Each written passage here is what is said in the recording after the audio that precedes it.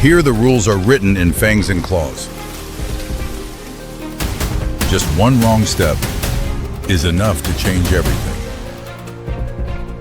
Out there, predators are always waiting for that moment. There is no room for hesitation, hunt or be hunted. And in this world, even the smallest mistake can become a tragedy.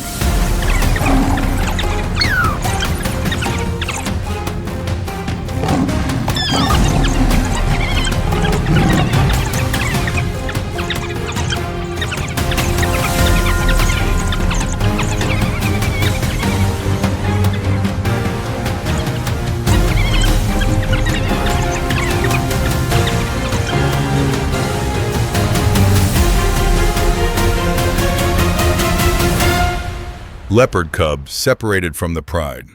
Wild dogs turn a mistake into tragedy.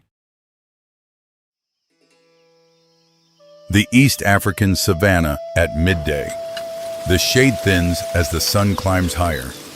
This is the resting hour for most species, but not all of them know that.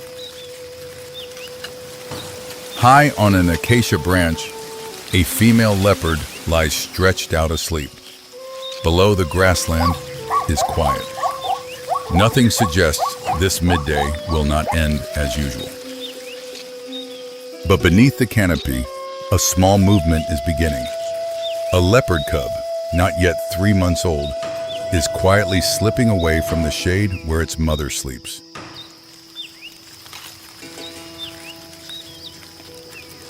The cub does not yet know what the world beyond the canopy is.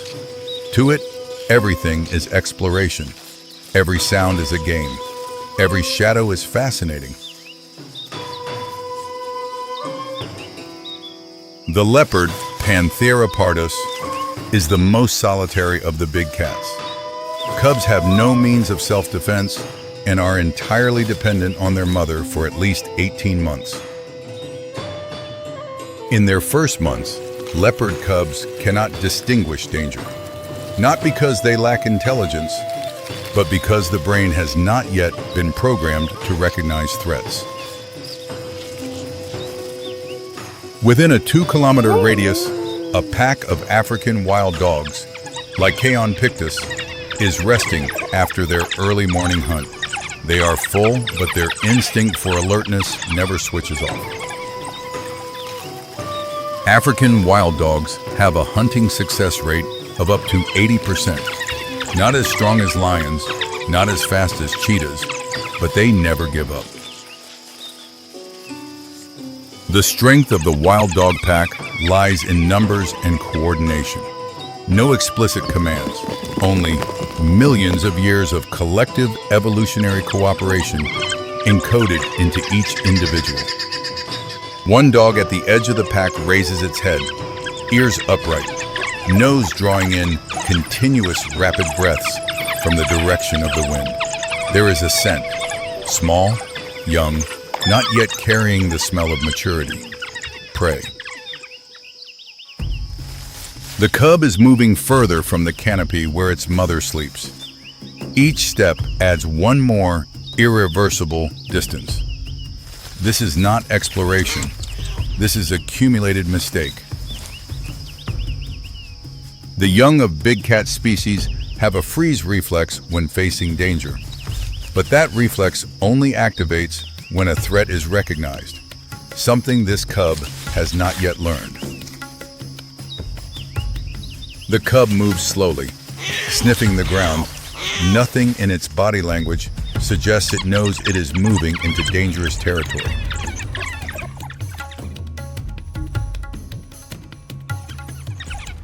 From the direction of the pack, signals travel not through barking, but through posture.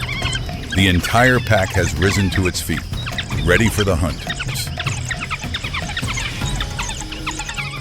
The cub has not yet seen the pack. The pack spotted the cub from the very beginning. The one who sees first always decides the outcome, a rule with no exceptions in nature. High on the branch, the mother leopard is still asleep. Nothing has changed up here. Sunlight, wind, the sound of insects.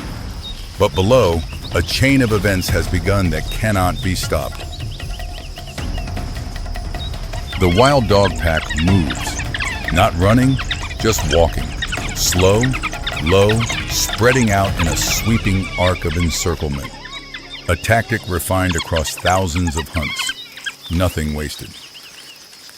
The cub finally notices the movement. It freezes. The first freeze reflex appears, Bohasi Isum. But too late. The pack is already within striking distance and closing the circle. The cub cries out, a sound completely unlike its play calls. A danger signal, an urgent call to its mother, a sound the mother is evolutionarily programmed to respond to immediately. The mother leopard snaps awake on the branch. No hesitation. The cub's cry has triggered a reflex that millions of years of evolution have carved into every cell.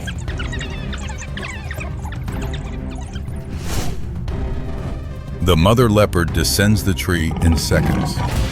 The speed at which a 50-kilogram animal moves across uneven terrain is the clearest testament to what evolution can create. But the pack already has the positional advantage. Many individuals, one mother leopard alone. The mathematics had already decided the outcome before the mother touched the ground. The mother leopard charges into the middle of the pack to create chaos. A strike at the nearest dog. The pack scatters temporarily, but the cub has still not broken free. The wild dogs regroup in seconds. Near instantaneous formation recovery is the strength of this species. The mother has spent her only element of surprise in a single strike. The wild dog pack pushes the mother leopard back toward the tree. No need to kill her, only to push her far enough from the cub. The separation strategy is more effective than a direct attack. The mother leopard runs and climbs the tree, not out of fear, but because it is the only remaining survival decision. From above, she is safe. On the ground, she does not survive. The cub on the ground, the pack surrounding it, the mother leopard in the tree looking down. One of the most harrowing moments nature can produce, and no one can change it. In nature, there are no moral choices, only biological mechanics, behavior driven by each individual's need to survive. The ecosystem makes no exceptions. The wild dogs are not cruel. They are simply being wild dogs. This species needs food to feed the pack, raise their own young, and keep the group strong enough for the next hunt. The mother leopard does not leave the tree, perfectly still, eyes never leaving the pack below. This is not surrender. This is the observation phase. A leopard does not give up while there is still something to be done. Each individual in the pack is studied carefully. The mother is mapping who stands closest, who tends to drift apart, who reacts slower than the others. Leopards do not only act on instinct, they observe, assess, and adjust their strategy in real time. This is a cognitive ability few people recognize. The pack begins to lose focus. Some dogs lie down. Some turn back to finish leftover food from the morning. The pack is gradually shifting into a relaxed state. One dog separates from the group, moving toward a thicket 15 meters from the pack. At this moment, the mother leopard changes her posture for the first time since climbing the tree. Every muscle tenses. She does not act immediately. She waits longer, watching to see if the dog turns back. This is a patience very few species can sustain in a state like this. The dog moves 3 more meters away from the pack, almost outside the range of immediate support. The mother leopard begins to descend, step by slow step, without a sound. The strike takes less than 2 seconds. No warning, no sound beforehand. In this case, speed and silence are the same thing. They cannot be separated. The dog goes down. The pack reacts immediately, but the mother leopard has already climbed back up the tree, having taken a glancing hit from the pack. The blow was not enough to change the outcome, but it happened. The pack is unsettled for a few minutes, but does not leave. Their numerical advantage remains absolute. The mother leopard lies on the branch, with nothing left to do but wait. As the sun drops lower, the pack shifts direction, not out of fear, but because the instinct to follow prey herds on their daily cycle draws them away. The mother leopard descends the tree in silence. She goes to the place where the cub last stood. She sniffs the ground, sniffs the air, and then simply moves. There is no language sufficient to describe what is happening inside the mind of a female leopard at that moment. But the behavior that follows, what can be observed, says a great deal. She does not leave the area for many hours, circling, returning, sniffing, looking up at the tree, where, if things had gone differently, the cub would be sleeping beside her right now. In nature, the loss of young is not uncommon, but that does not mean it leaves no mark. The mother leopard's behavior shows that this species stores memory in ways not so different from humans. The lesson is not in who won or lost. The lesson lies in the distance between the cub and the canopy that a young animal without enough experience could not recognize. Innocence in nature is not something endearing. It is a gap in the defense system. And on the savanna, every gap will be filled by something else. The mother leopard will give birth again. She will teach again, protect again, watch every step her next cub takes. That is all she can do. The savanna does not change, does not judge, does not remember, but it creates creatures that must carry memory, because learning from loss is the only way to avoid losing again. When the first sunlight touches the Kalahari Desert, temperature rises rapidly. A new day begins on this harsh land.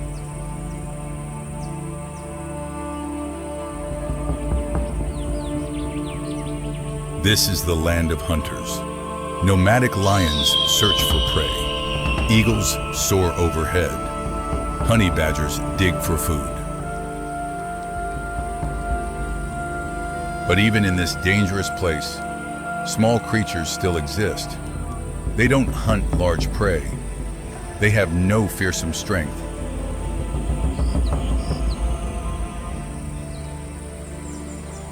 They only have each other. And that's enough to survive in the territory of Africa's most bloodthirsty predators. This is the story of meerkats. Suricata, the scientific name of the meerkat species, weighing only about 1 kilogram, no taller than 30 centimeters when standing upright. They live in deserts and semi-deserts of southern Africa, from the Kalahari Desert to the South African highlands, where temperatures fluctuate extremely. Their vision evolved to adapt to blazing sunlight. Black patches around the eyes reduce reflected light, like natural sunglasses.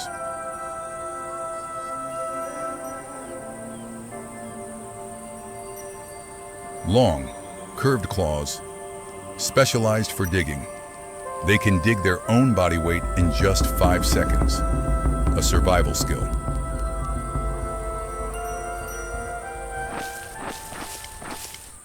But the most important feature isn't physical, it's social organization.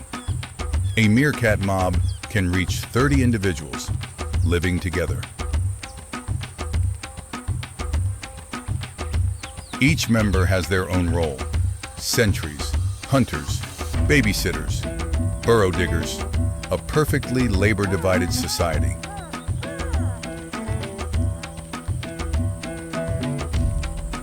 Their underground burrow system can be 2 meters deep, multiple entrances, multiple sleeping chambers, a complex escape network.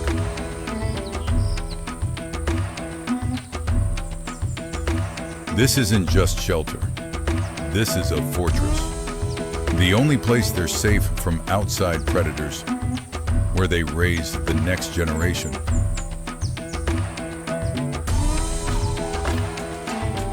Each morning, when the sun rises high, the entire mob leaves the burrow, searching for food.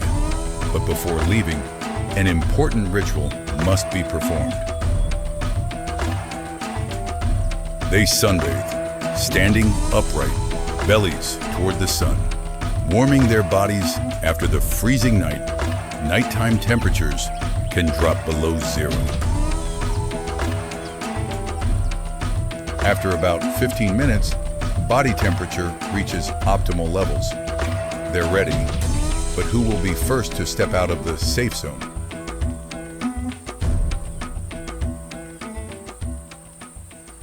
One advances, climbs the highest rock, stands upright, scans 360 degrees. The sentinel role, the most important in the mob. Sentries take turns. Each shift lasts 1 hour. During that time, they eat nothing, just focus on watching. Individual sacrifice for the collective.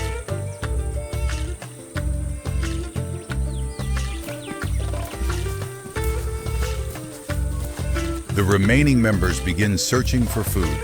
Scorpions, small snakes, beetles, lizards, anything small enough to eat. Scorpions are the main food source, but also dangerous. One sting can be fatal, so they must learn how to handle them.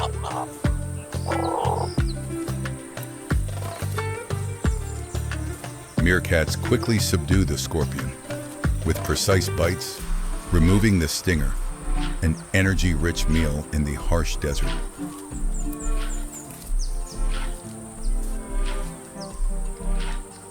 While the mob forages, the sentinel never stops watching. Eyes scanning every movement, ears listening for every sound. Heavy responsibility. Suddenly, a dark shadow appears overhead. Martial eagle, 2-meter wingspan, one of the most dangerous aerial predators.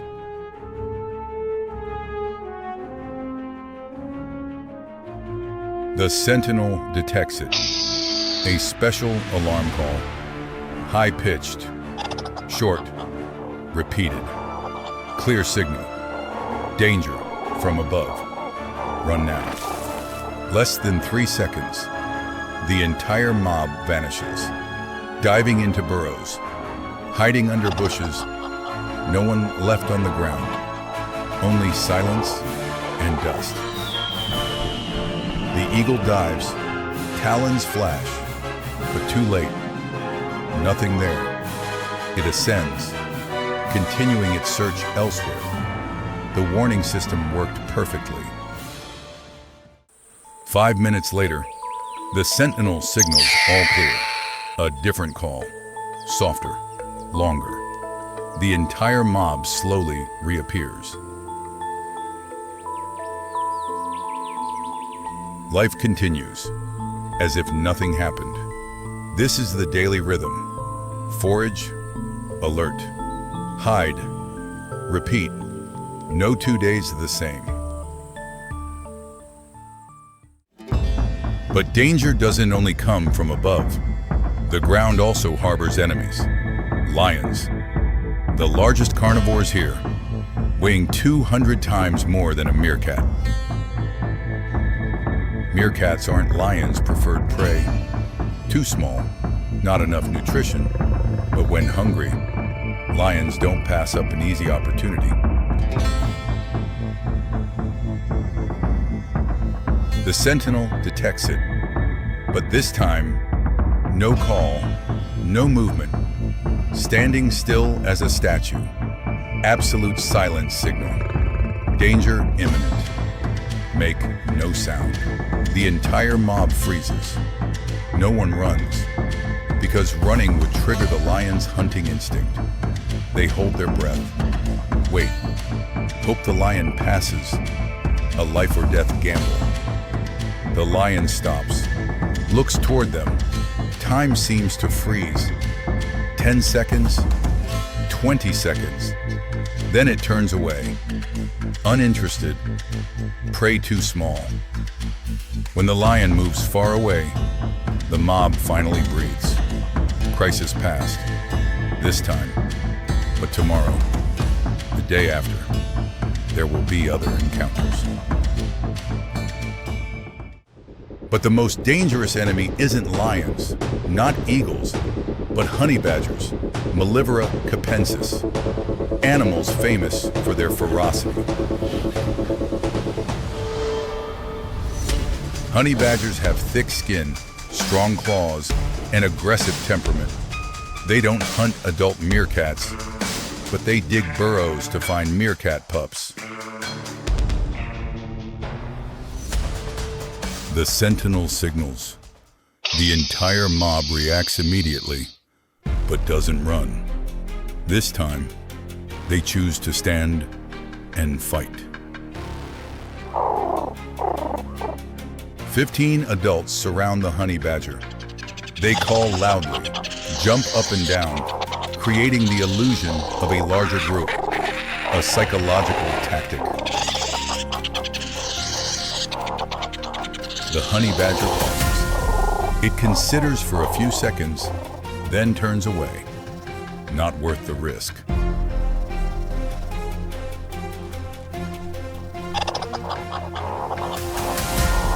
But this victory costs energy, psychological stress, and danger always returns, because this is life in predator territory.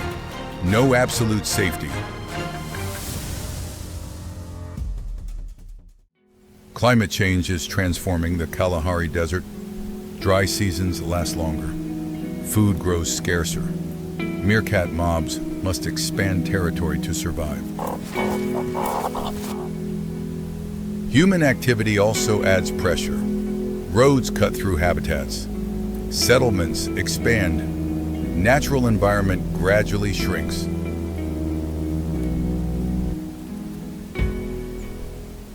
Nevertheless, meerkats still adapt. They learn to live near humans, find new water sources, change foraging areas. Survival instinct continues to guide. Some conservation areas have begun monitoring meerkat mobs, recording behavior, protecting habitat, and raising community awareness.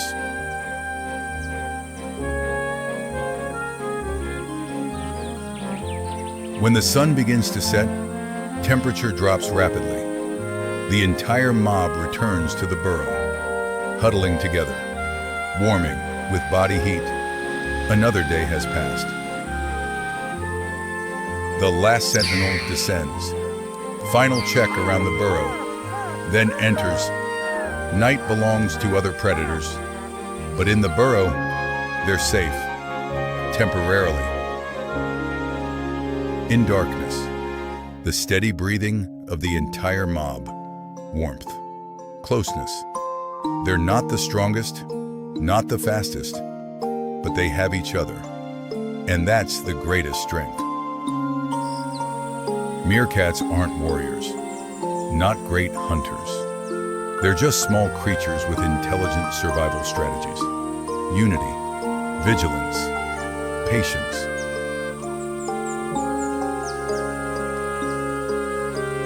In the silence of the Kalahari Desert, a survival lesson is written. The strongest won't necessarily survive, but those who know unity, know adaptation, know how to protect each other until the end.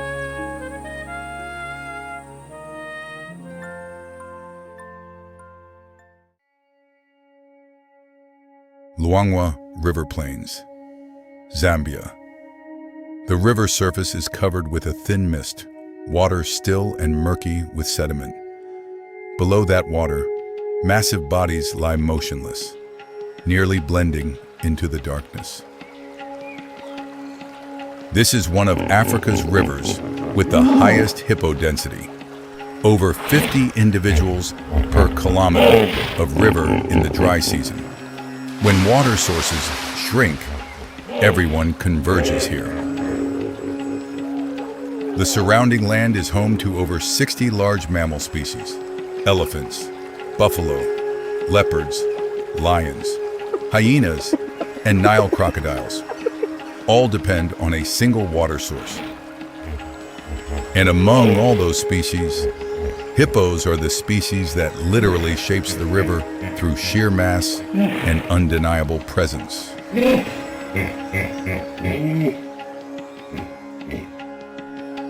Hippos are the third largest land mammal, only after elephants and white rhinos.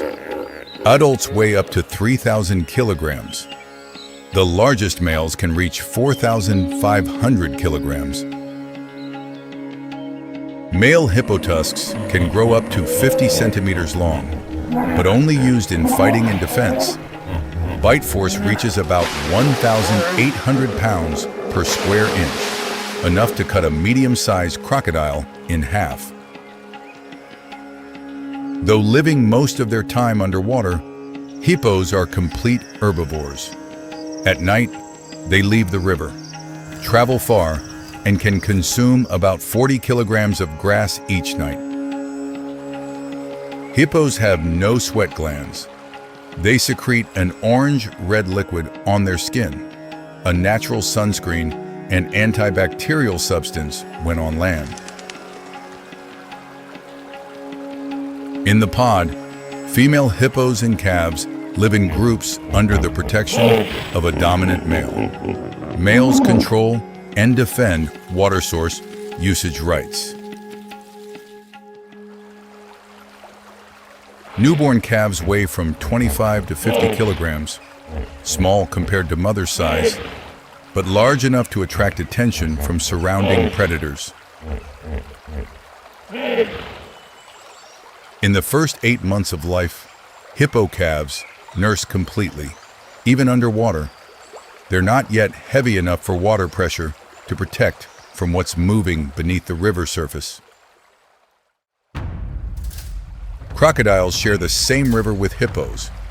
Crocodiles and adult hippos usually avoid each other. But with hippo calves, the story is completely different. Nile crocodiles reach 6 meters long, weigh over 700 kilograms, bite force 5,000 pounds per square inch, speed bursting from underwater to surface in less than half a second. Mother hippos always keep calves in shallow water when large crocodiles are present. This is an adaptive reflex formed through many generations of natural selection. A crocodile about 4 meters long begins approaching in an arc trajectory. This behavior shows the probing phase before deciding to attack.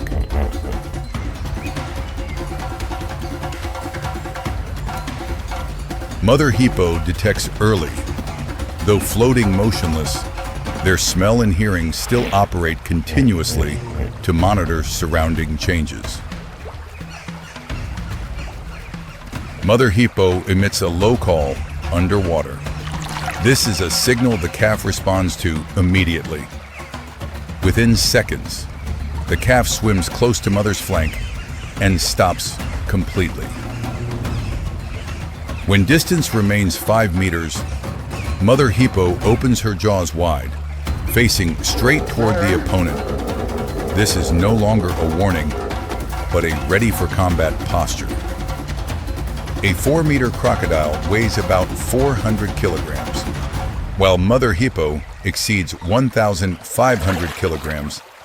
At close range underwater, advantage belongs to the hippo, and crocodiles understand this well. However, in the dry season, when food sources are scarce, crocodiles' risk acceptance level changes. They're willing to try their luck if there's opportunity. Afternoon. Mother hippo grazes on the bank, while the calf plays in the shallow water a few meters away. This is always the most vulnerable time. Less than 3 meters from the calf, a Nile crocodile individual lies motionless near the bottom. It has been ambushing beforehand, patiently waiting for opportunity. Mother hippo lifts her head, a scent of something, a sound underwater that human ears cannot hear. She abandons the grass and turns toward the calf immediately. In an instant, the crocodile bursts up and clamps onto the calf's rear flank. Panic sounds spread quickly in the water, enough for the entire pod to hear. Mother hippo rushes in, mouth wide open. Other hippos around also charge to attack the crocodile, protecting the hippo calf. The crocodile is flung away and flees. Mother hippo doesn't pursue. She immediately returns to the calf, using her snout to check the entire body. The calf is alive, a rare outcome after a crocodile's bite. Thick skin and strong immune system help it recover over time. But the scar will remain there, like a survival memory imprinted from early life.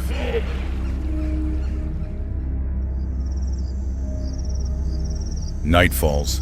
Hippos come ashore to feed. But night is also when lions and hyenas are most active, making calves vulnerable targets. On land, hippos only reach about 30 kilometers per hour in short bursts. Calves are significantly slower, so they stay near the riverbank. A pack of spotted hyenas discovers the hippo group over 200 meters from shore. They avoid confronting adults, but with calves, the risk calculation changes completely.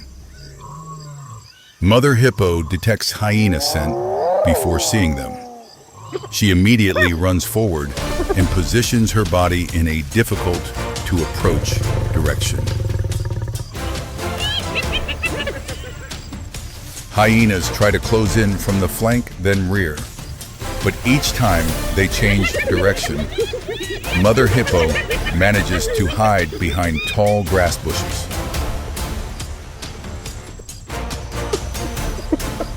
One hyena advances too close. Mother hippo charges straight, continues running. Hyenas continue pursuing from behind. The chase prolongs. The hyena pack backs away, but doesn't leave. They lie waiting, applying attrition tactics. Just need to wait for a moment of exhaustion or carelessness. Hippo calf frightened huddles underwater, nearly motionless.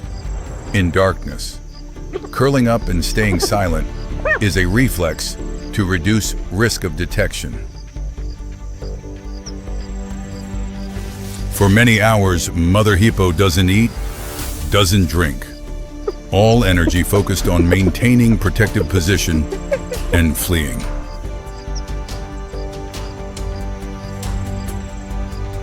From bushes to the east, lionesses appear. Assess the hyenas, then shift attention to Mother hippo, a new variable in the risk calculation.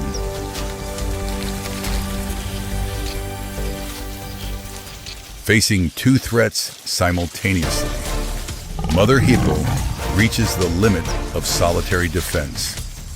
The path back to the river is only 80 meters. She makes an instant decision to run very fast toward the river.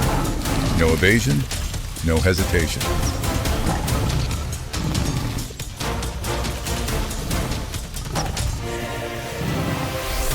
Lions follow. A body exceeding 1,500 kilograms moving is a risk no predator wants to face head on.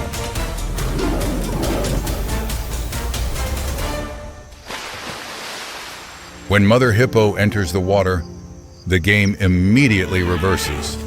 No lion follows. Underwater, advantage belongs to the hippo. Dawn rises. The calf surfaces beside Mother in pale light. Last night is just one of many trials it must pass in early years of life. Hippos currently number about 115,000 to 130,000 individuals in the wild, and the population continues declining due to habitat loss and poaching.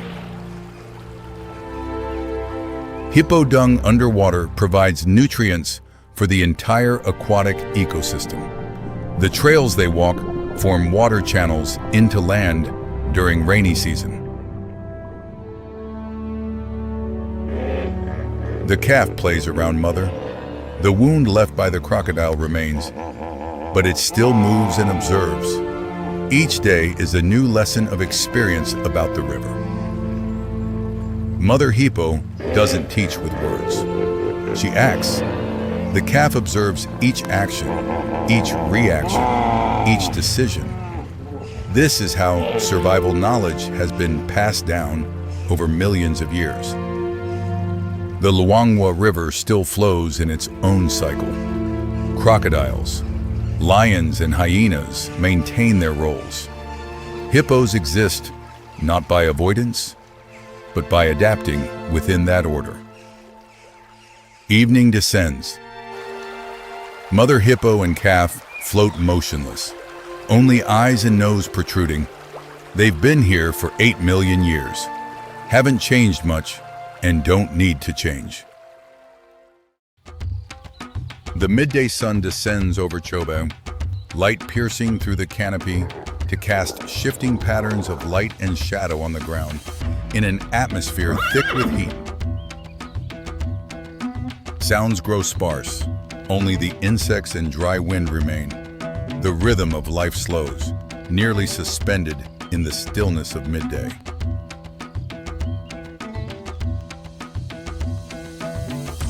On a rocky outcrop along the hillside, a troop of baboons is resting through the midday heat. The adults hold their observation positions, while the young move about at the center. This is one of the most complex societies on the Savanna, where every individual has a role, every signal carries meaning, and every reaction can ripple through the entire troop. Baboons are among the largest primates in Africa. Fully grown males can weigh up to 40 kilograms, with canine teeth reaching 5 centimeters in length. They live in large troops of several dozen to over 100 individuals, with a strict hierarchy led by the strongest males, forming a highly organized society.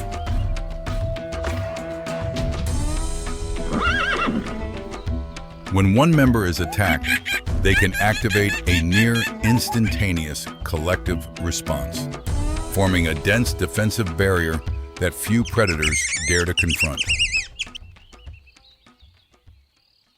But this mechanism only works when formation is maintained. The moment an individual separates from the troop or attention wavers, a gap opens in the defensive system. This midday, a young baboon is playing at the edge of the troop. It runs around the shrubs, chasing shadows, turning over leaves, completely absorbed in the curious world of youth. It freezes. Ahead, amid the dry leaves, an unfamiliar creature moves slowly, low to the ground, heavy-set, with a strikingly contrasted coat. It is the honey badger, the animal known as the most fearless on the planet. Weighing only 12 kilograms, but known to stand its ground against lions. It is not looking for trouble, but it never backs down when provoked. The animal is foraging, paying no attention to its surroundings. Behind it, the young baboon watches with curiosity, not yet aware of the level of risk. The young baboon approaches from behind. It reaches out and grabs the honey badger's tail, giving it a small tug. A harmless act of curiosity, but enough to cross the threshold of safety.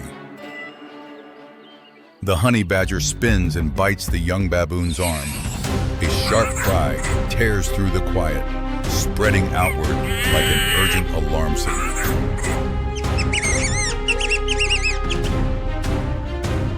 The troop reacts instantly. Adult males charge in from every direction, releasing deep, threatening growls.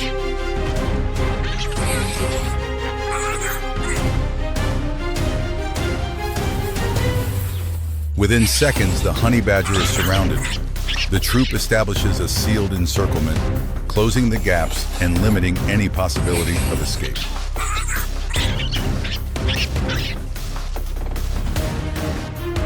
The honey badger has skin 6 millimeters thick and loose, which effectively reduces the impact of bites and allows it to twist and counterattack even when held firmly. Sharp claws and powerful jaws make it extremely dangerous in close combat. It has faced lions, killed cobras, and never fled from any opponent. But against a large baboon troop, individual advantages are quickly eroded. They do not rely on singular strength, but on numbers and coordination. Rotating attacks maintain continuous pressure, giving the surrounded individual no rest, and with every passing moment, the opponent grows weaker.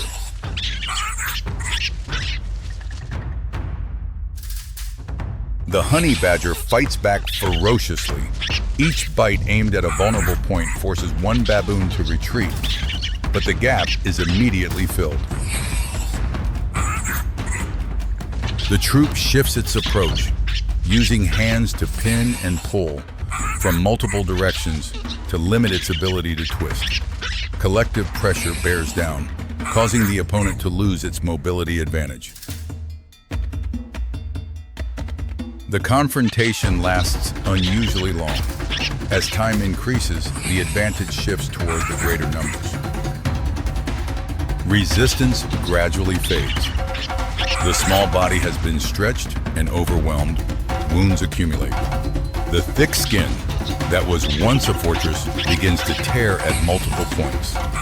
Endurance is reaching its limit.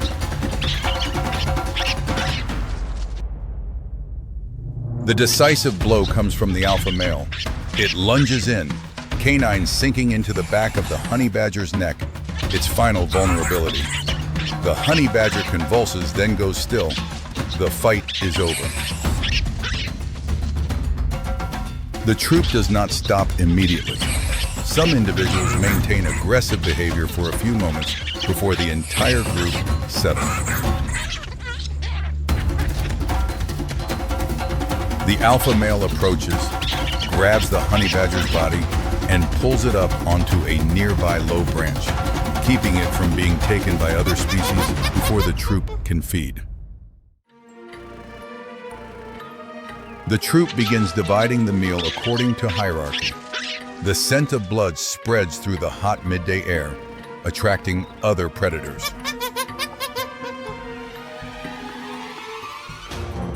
At the edge of the sparse forest, less than 200 meters away, a shadow moves silently closer, shoulders hunched, head low, nose continuously scenting the blood. A spotted hyena, the most opportunistic hunter on the savanna. It does not charge into the center. Instead, it moves around the outer ring, observing, waiting for the moment the troop's guard loosens. The troop is busy feeding, attention scattered. The adults focused on their portions, the young running about. Watch duty weakens. Even some of the males at the edges are distracted by their own share of the meal. The hyena recognizes the opportunity. A young baboon is playing apart from the group. The distance from the adults is large enough to create a clear vulnerability. The hyena lunges from a blind angle, jaws snapping onto the young baboon, and withdraws immediately. A fast and precise strike. A piercing cry tears through the air. No longer a warning call, but a distress signal. For the baboon troop, that is the trigger for a collective response at its highest intensity.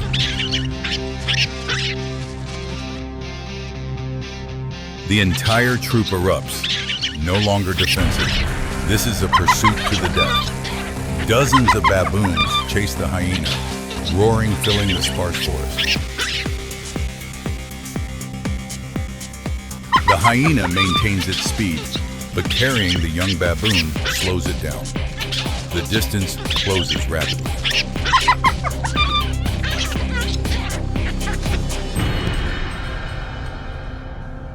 Two males close in. One leaps onto its back and bites the neck. The other cuts off the front. Cornered, the hyena is forced to stop and release the young baboon to escape. The young baboon lies on the ground, crying in pain. Two females rush forward and gather it up, pulling it back toward the troop. But the pursuit does not stop, the target now shifting to the intruder. The hyena is forced to turn and face them. The element of surprise is gone. It shifts to defense, using its powerful jaws to hold the distance. The troop presses relentlessly, the same tactic used to bring down the honey badger. But the hyena is stronger, its jaws capable of crushing bone. The fight is longer and more brutal. But numbers still overwhelm. With every passing minute, it weakens. Wounds accumulate. Blood begins to seep across its body. The spotted hyena loses its footing and goes down. Tries to stand, but its hind legs buckle. It is blocked. The troop descends from behind, surrounding it one final time, falling just when it thought it had escaped. The sparse forest of Chobe gradually returns to quiet. The dust settles. The hyena's body lies where it fell. The sounds fade, and the golden sunlight covers the scene as though no disruption ever occurred. The troop returns to their familiar positions. The injured young baboon lies in its mother's arms, alive, carrying with it a lesson that will shape every decision it makes afterward. The alpha male holds his observation post, maintaining vigilance. After the incident, the defensive state does not decrease, because in this environment, danger is always present. High above, vultures begin to circle. On the savanna, no food source is ever wasted. There is always a species waiting at the next tier of the survival chain. The afternoon sun begins to soften. The baboon troop grooms each other on the rocky outcrop, reducing tension and reinforcing social bonds after the conflict. Two confrontations in the single midday reveal the same principle. When numbers and coordination are sufficient, individual advantage, whether of the honey badger or the spotted hyena, is quickly eroded. On the African savanna, individual strength is celebrated, but the collective decides. Coordination and numbers always give the group the edge over the individual. The honey badger may be more fearless than any other species, but against sheer numbers, individual advantage erodes quickly. The limit lies not in courage, but in the scale of the confrontation. The spotted hyena, the opportunistic hunter, chose the right target, but the wrong moment, striking a troop still in a heightened state of agitation. And the price paid was its life. The baboon troop retreats into the forest. The injured young baboon is carried along, surviving, carrying with it a lesson that will influence every decision it makes from this point on. The hyena's body will become a reward for those that come after. On the savanna, nothing is wasted. Every death feeds the next turn of the cycle. The wind sweeps across the savanna, gradually carrying away the scent of blood and earth dust. The dry grass bending like endless waves, slowly covering the traces of the life and death battle that just took place. The alpha male pauses at the forest edge, looks back at the rocky outcrop one final time, then turns away. The task is done. The troop continues moving into the resting area. In nature, there is no right or wrong. The honey badger was only passing through. The spotted hyena was only foraging. The young baboon was only curious. Every behavior was reasonable, but converging at the wrong moment, the consequences became unavoidable. Dusk fades over Chobe. The sounds of day recede, giving way to the rhythm of night, where other predators begin their activity across the same stretch of land. In the darkness, the baboon troop has settled. The young baboon lies close to its mother. The wound will heal, but the behavior will never be quite the same as before. Under the moonlight, every trace has been erased. Only small details remain to suggest that a confrontation once took place between two fearless creatures that could not overcome sheer numbers. In this ecosystem, actions that seem small can trigger large chain reactions. And the question always remains, is anything truly harmless when everything is connected to everything else? The Indian grasslands in the early morning. Night dew still clings to the rocks. Every morning in nature brings its own unique challenge. A slight rustle comes from the bushes along the trail. Not the wind, not falling leaves. It is the sound of two creatures that have just discovered each other.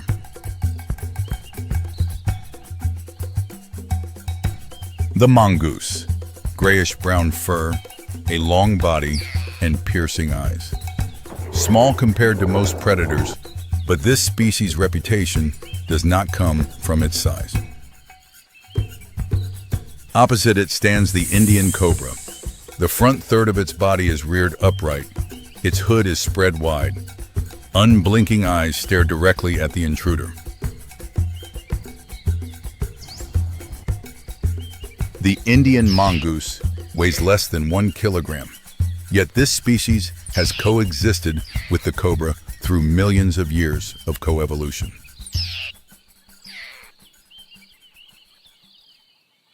A cobra can spit venom accurately into an opponent's eyes from 2.5 meters away.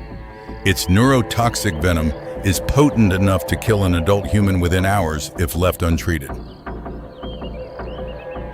The mongoose possesses a genetic mutation in its nicotinic acetylcholine receptors, rendering the cobra's venom nearly ineffective. It is an evolutionary shield unlike any other. However, partial immunity does not mean immortality. A deep bite from a cobra can still cause severe injury. Both sides stand still. This is the psychological phase before the explosion. Each reads the other's movements. Analyze. The cobra flares its hood. The ultimate warning signal. It is not a performance. It is a clear announcement. I am ready to fight. Back off. or face the consequences. The mongoose does not retreat. It lowers its center of gravity, and the fur along its spine stands on end, a behavior to increase its perceived size and deceive the enemy's brain regarding its danger. A cobra strikes in 50 to 80 milliseconds, while a mongoose reacts even faster in about 20 milliseconds. This discrepancy decides the outcome from the very moment they meet. The snake employs a waiting strategy, letting the opponent enter its range before striking. Every failure exposes a blind spot that cannot be hidden. Conversely, the mongoose maintains constant motion to avoid becoming a fixed target. This jamming tactic reduces the opponent's ability to track and react. Both enter a state of peak arousal. Adrenaline surges, pupils dilate, and muscles are primed to explode. One side waits, the other actively applies pressure. This is not just a confrontation between individuals, but a clash of two evolutionary strategies. One bets on the finishing blow, the other relies on relentless pressure. The mongoose's advances and retreats are not random, but tests of reflex. Every micro-movement aims to measure the snake's reaction time.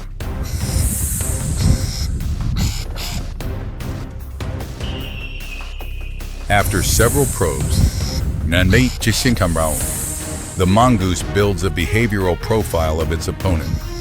This predator hunts not just with speed, but with real-time analytical capability. Realizing its intentions are being read, the snake adjusts its angle of attack. The psychological duel reaches a breaking point where a single error can decide life or death. The mongoose feigns a retreat before suddenly closing in on the snake's head. The force is not yet enough to kill, but sufficient to break the defensive posture and force an unplanned reaction. The snake lunges with extreme speed, yet the mongoose evades in less than 25 milliseconds. Though there is no contact, the safety zone between them has vanished. As both enter the strike zone, the probing phase ends. From here, the outcome depends entirely on neural processing speed and precision.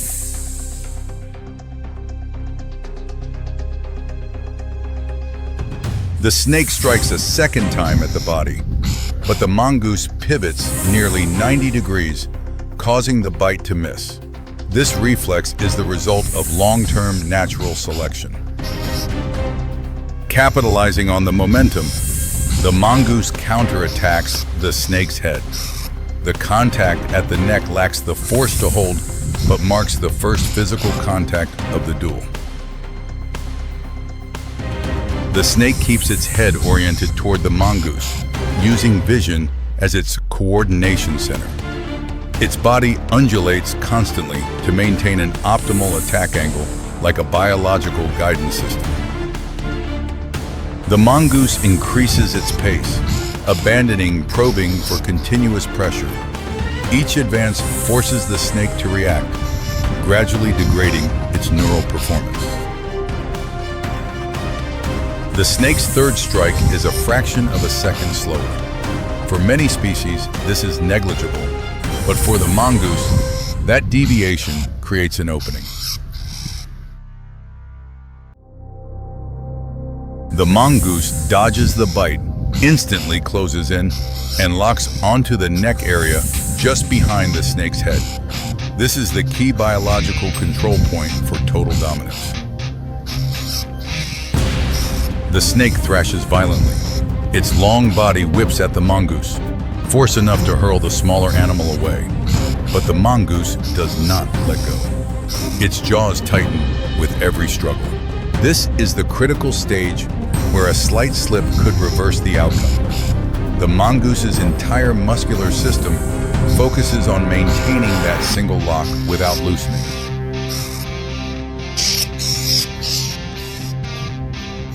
The snake's body coils around the mongoose in a typical tactile reflex. However, since the head is pinned, all defensive efforts become ineffective. The mongoose crushes the cervical vertebrae. The pivotal location, no venom is needed, only the disruption of the central nervous system is enough to finish the opponent. The snake's movements become uncoordinated.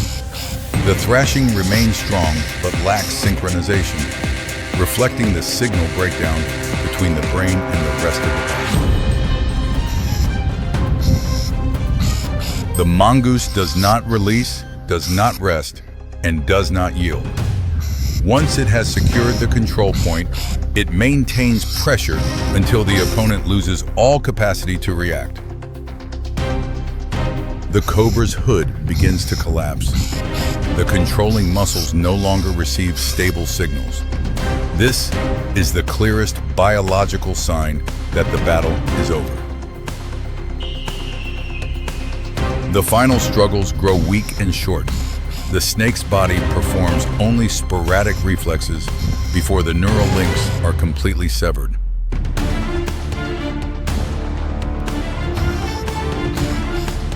Even when the snake stops moving, the mongoose maintains its lock for a while longer. Post-mortem biting reflexes are common in venomous reptiles.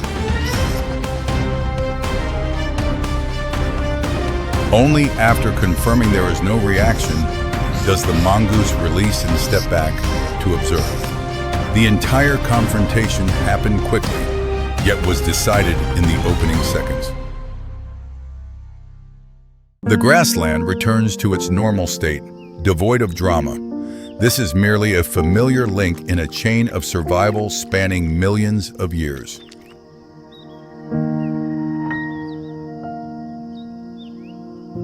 What just occurred was the culmination of millions of years of selection pressure, where two species evolved in direct antagonism.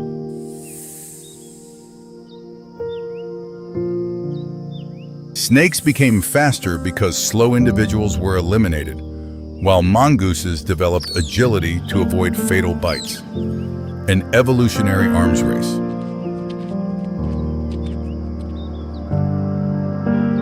The result is two organisms optimized by core biological standards, not by strength or appearance, but by the ability to survive long enough to pass on their genes.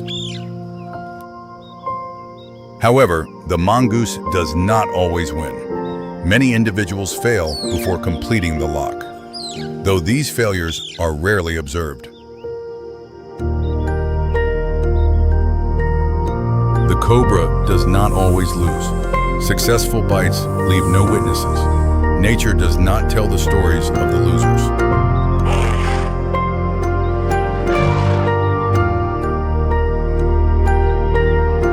Once finished,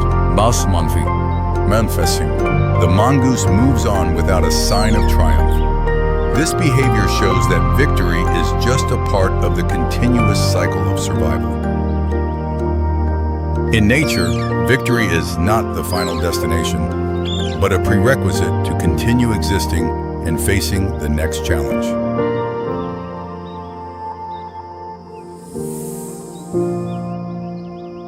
The confrontation between the mongoose and the cobra continues through time, written in speed, venom, and microscopic moments beyond human observation.